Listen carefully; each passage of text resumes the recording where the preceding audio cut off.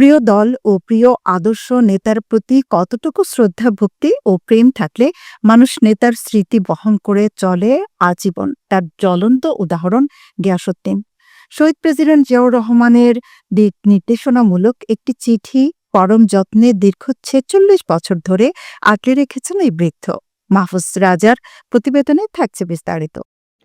কিশোরগঞ্জের হোসেনপুর উপজেলার বর্ষিকুড়া গ্রামের গিয়াসউদ্দিন। প্রিয় নেতার প্রতি ভালোবাসা আর স্মৃতিকে মানুষ বিভিন্নভাবে আঁকড়ে ধরে রাখে। তেমনি ভাবে শহীদ প্রেসিডেন্ট জিয়াউর রহমানের দিক নির্দেশনামূলক একটি চিঠি পরম যত্নে দীর্ঘ ৪৬ বছর ধরে আগলে রেখেছেন এই বৃদ্ধ। জানা যায়, জিয়া পাগল মোহাম্মদ গিয়াসউদ্দিন ১৯৭৮ সালে শহীদ জিয়ার আদর্শে অনুপ্রাণিত হয়ে সে সময় জিয়ার হাতে গড়া রাজনৈতিক সংগঠন জাগদল থেকে শুরু করে পরবর্তীতে বাংলাদেশ জাতীয়তাবাদী দল বিএনপির একজন একনিষ্ঠ কর্মী হিসেবে অদ্যাবধি নিরলসভাবে কাজ করে যাচ্ছেন।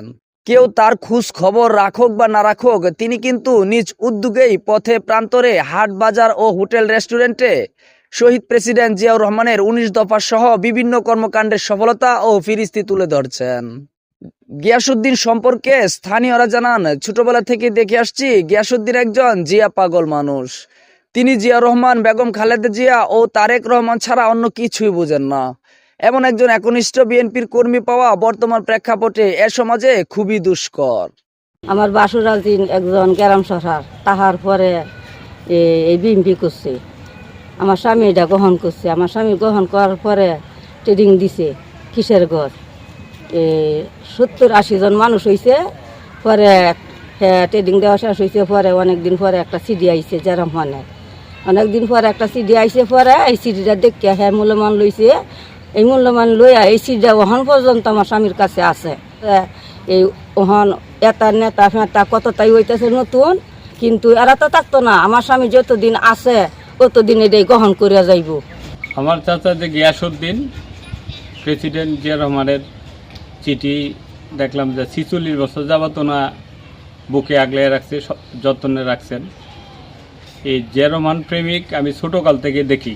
আমার বাবার সাথে ওনার রাজনীতি করে আসছে। দেখা গেছে ওনা একসময় পিঠা বেচতেন, হোসেনপুর হাসপাতালের মোড়ে পিঠা বেচতেন। ওনা এতই বিএনপির প্রেমিক যে ওনার দোকানে অন্য দলের বিএনপির ছাড়া অন্য দলেরা, আওয়ামী লীগের পিঠাই কিনতো না। এখন ওনা ওই অটো গাড়ি চালায় জীবিকা নির্বাহ করেন। আমার মতে যে যারা দলের জন্য নিবেদিত প্রাণ, দলকে ভালোবাসে, তাদেরকে মূল্যায়ন করা উচিত।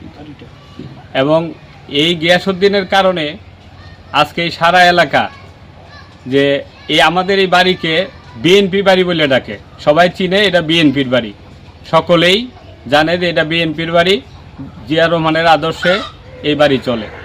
জিয়া রহমান থাকতে আমার ভাই গ্রাম সরকার হয়েছিল।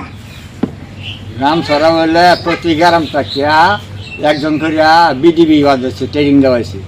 আমরা তাই বলছি ট্রেনিং দেওয়া। ১ বছর পরে আমার বাড়িতে একটা চিঠি আইছি। চিঠি আইলে পরে চিঠি খুললে দেখি জিয়া রহমানের আদর্শ একটা সিগনেচার দেখি আমি অবাক হয়ে গেছি যে আমার একটা ক্ষুদ্র লোক জিয়া রহমানে চিঠি দিছে। এই চিঠিটা যত্ন রাখে, এখন পর্যন্ত আমি এই চিঠিটা আমার হাতে যত্নে রাখছি। সরেজমিনে তথ্য সংগ্রহকালী উপজেলার আদু মাস্টার বাজারে কথা হলে জিয়ার সৈনিক মোহাম্মদ গিয়াসউদ্দিন জানান, আমি ১৯৭৮ সালের ২৫শে অক্টোবর থেকে ৩ নভেম্বর পর্যন্ত জিয়ার হাতে গড়া সংগঠন গ্রাম প্রতিরক্ষা দলের সদস্য হিসেবে যোগ্যতা অর্জনের জন্য রাইফেল চালানোর প্রশিক্ষণ গ্রহণ করি। এরই ধারাবাহিকতায় সংশ্লিষ্ট কর্তৃপক্ষের সহযোগিতায় ১৯৭৯ সালের ১৪ জুলাই জিয়া রহমানের স্বাক্ষরিত একটি দিক নির্দেশনামূলক ও অনুপ্রেরণামূলক চিঠি পেয়ে নিজেকে ধন্য মনে করছি।